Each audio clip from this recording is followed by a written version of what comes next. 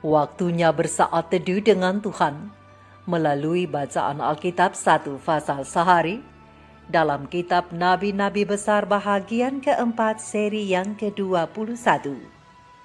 Kitab Yehezkiel pasal 21, nubuat-nubuat melawan Israel dengan perikop, pedang Tuhan melawan Yerusalem dan pedang Tuhan melawan Bani Amon. Mari baca Alkitab, mari dengar Alkitab, dan mari lakukan apa yang Allah firmankan di dalam Alkitab. Maka iman dan pengharapanmu tidaklah sia-sia. Tuhan Yesus Allah Putra, Alfa dan Omega memberkati, dan Allah Roh Kudus akan menuntun untuk memahami. Salam kasih dan doa dari Rumah Produksi Endang Silitonga Tanjung Bible Audio Ministry. Mari memulainya dengan doa dalam hati.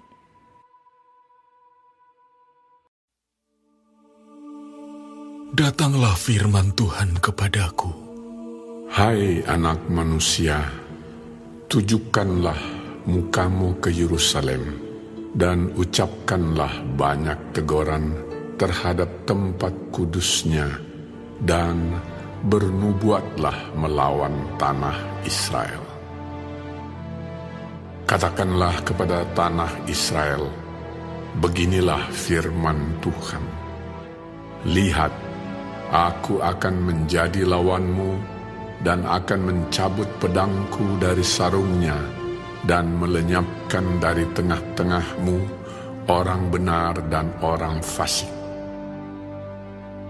Oleh karena aku hendak melenyapkan di tengah-tengahmu orang benar dan orang fasik, maka pedangku akan terhunus dari sarungnya terhadap semua manusia dari selatan sampai utara.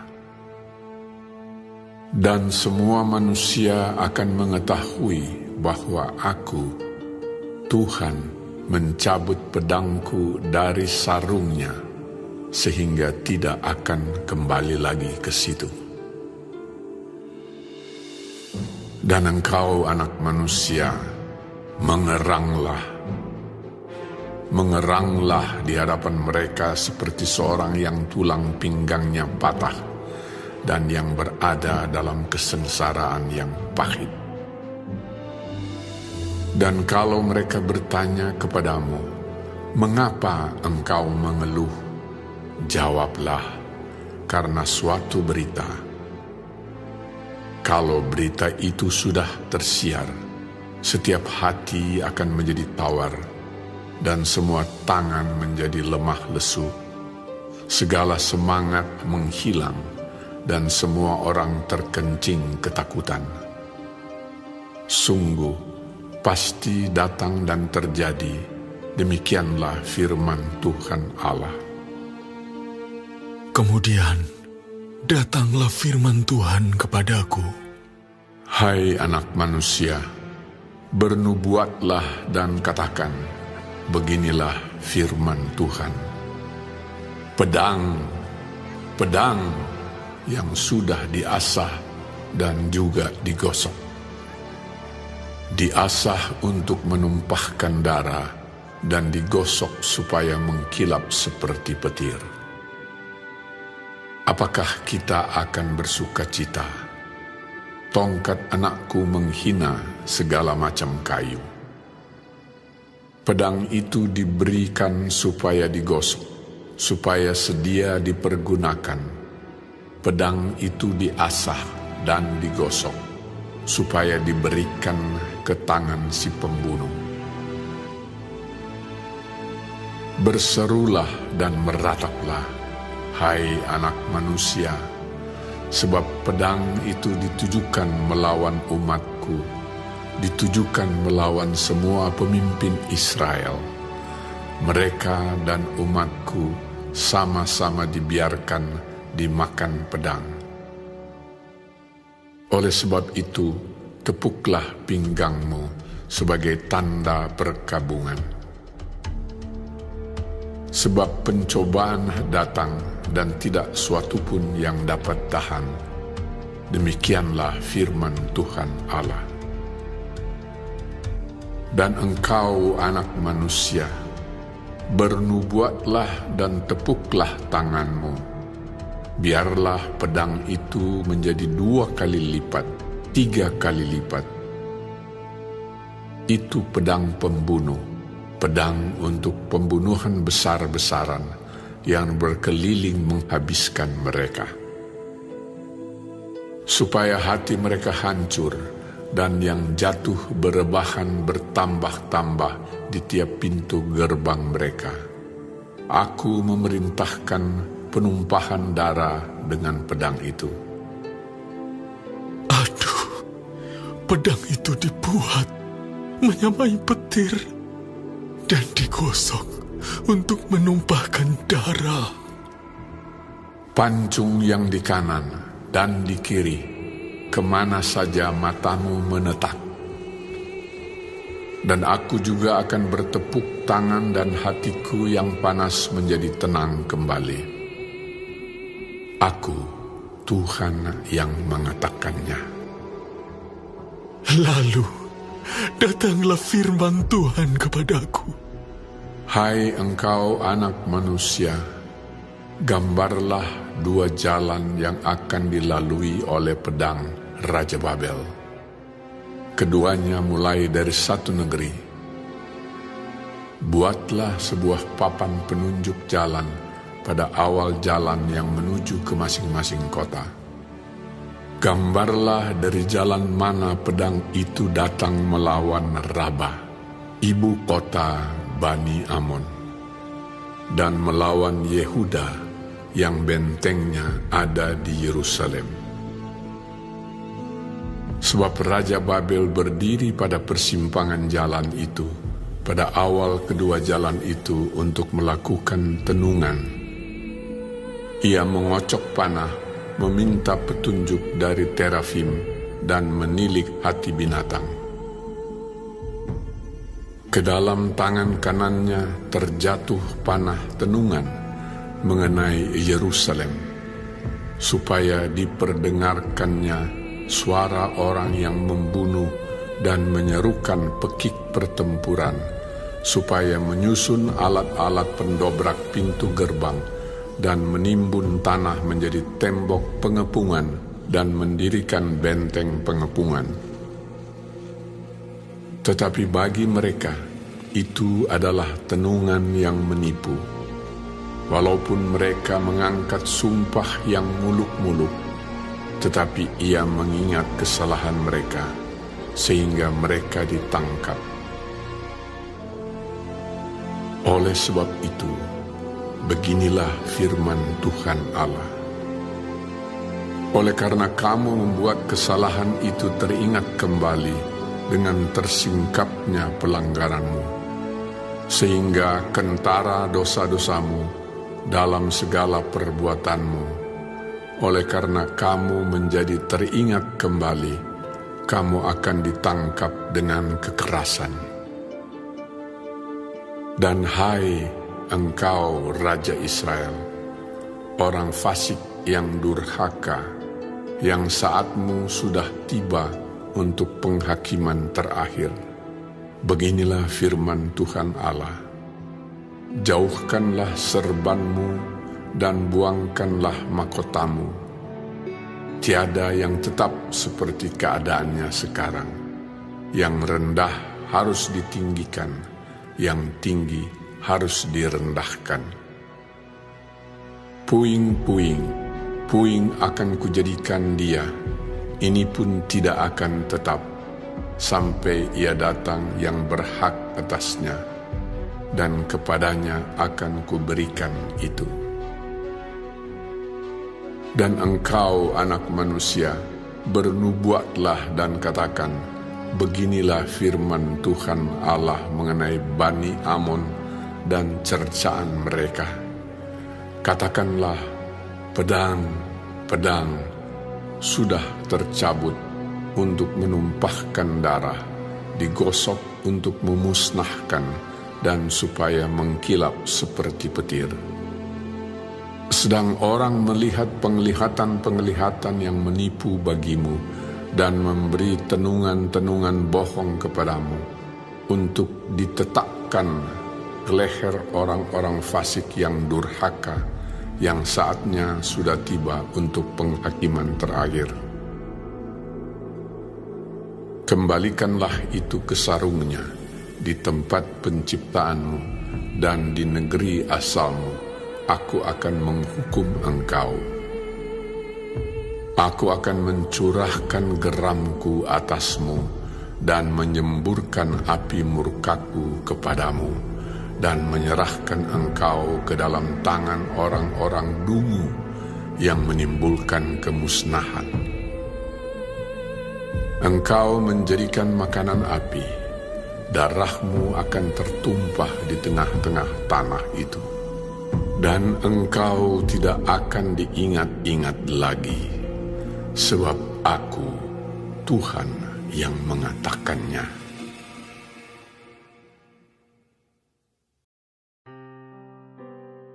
Kita telah menyelesaikan bacaan Alkitab 1 pasal sehari dalam kitab Yehezkiel pasal yang ke-21. Sedikit perenungan melalui pasal ini tentang pedang murka Tuhan, dengan ayat panduan perenungan. Terang besar Alkitab Yehezkiel 21 ayat 12 dengan bunyi nas. Berserulah dan merataplah hai anak manusia, sebab pedang itu ditujukan melawan umatku, ditujukan melawan semua pemimpin Israel. Mereka dan umatku sama-sama dibiarkan dimakan pedang. Oleh sebab itu, tepuklah pinggangmu sebagai tanda pergabungan. Sahabat-sahabat firman, sahabat surgawi yang dikasihi oleh Tuhan di mana saja Anda berada, secara politis maupun patriotik, kata-kata dan tindakan yang akan diperagakan oleh Yehezkiel dalam pasal ini tidaklah benar. Padahal ini adalah perkataan dan tindakan seseorang yang akan memberikan kesaksian langsung dari Tuhan. Ya, ini bukanlah kata-kata yang mudah untuk diterima dan dipahami.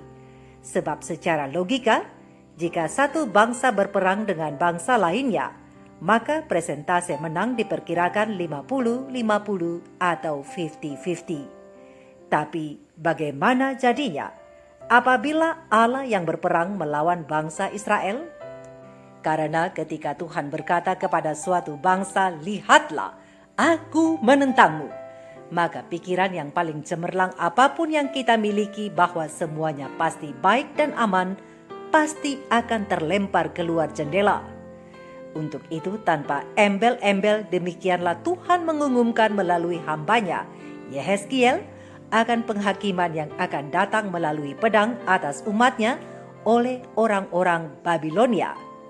Allah menggunakan kata pedang di sini untuk memperlihatkan bahwa dirinya mengangkat bendera perang terhadap umat-umatnya sendiri. Penghukuman yang akan datang itu begitu meresahkan.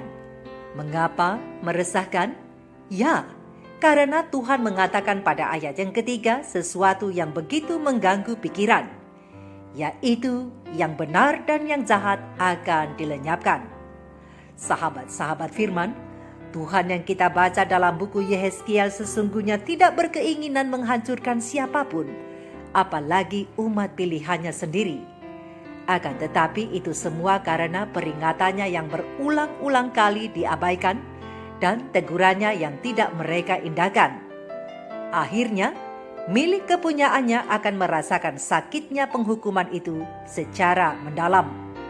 Tetapi sudah begitu pun mereka tetap tidak mau mendengar suaranya, karena mereka terlalu sibuk mendengarkan kebohongan yang manis tentang diri mereka sendiri.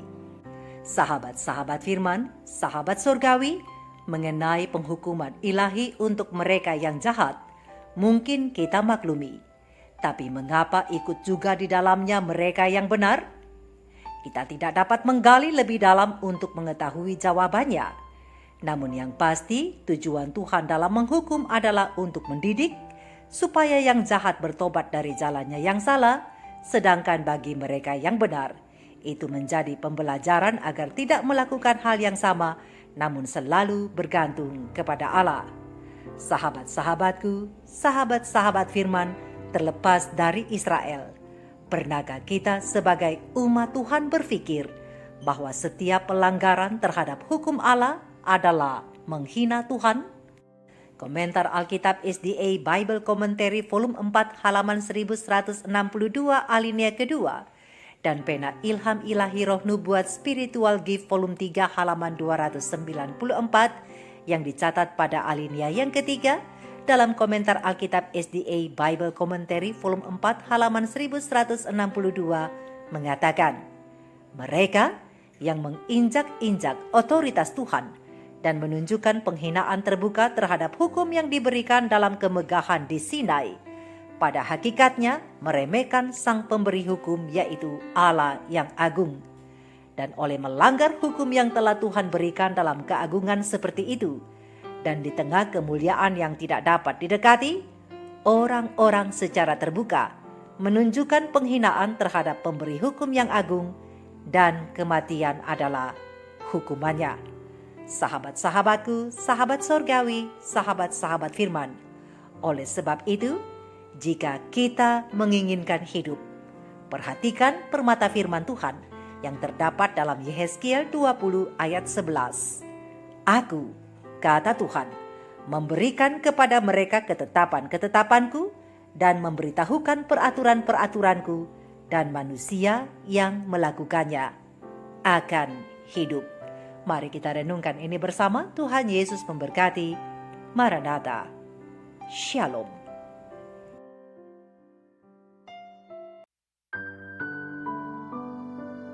Aku tidak tahu sampai kapan aku hidup.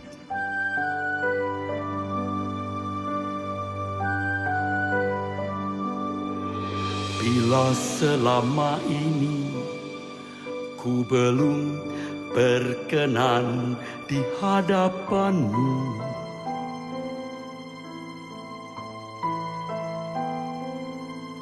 tak ku lakukan kehendak-Mu, tak ku penuhi rencana-Mu, Bapa.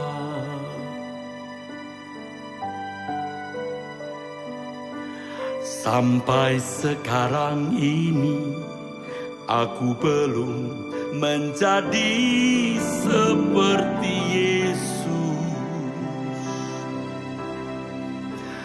Beriku kesempatan di sisa waktuku, Kau ubahkan satu yang ku perlu. Ku mohon padamu, sempurna seperti Bapa, serupa dengan Yesus teladanku.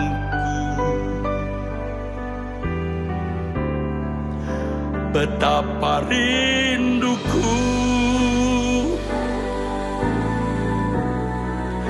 berkenan padamu,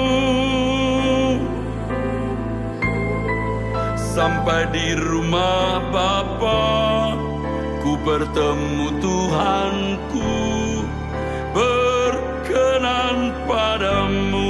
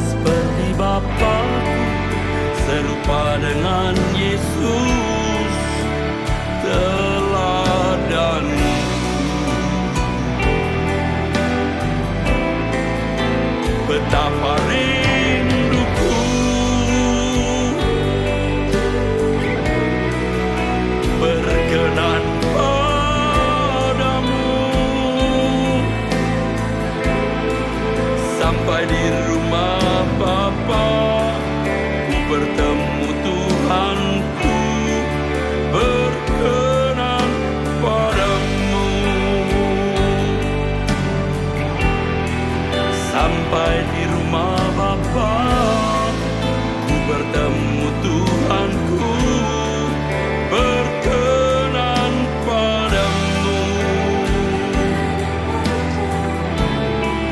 Sampai di rumah Bapa, ku bertemu Tuhanku, berkenan padamu.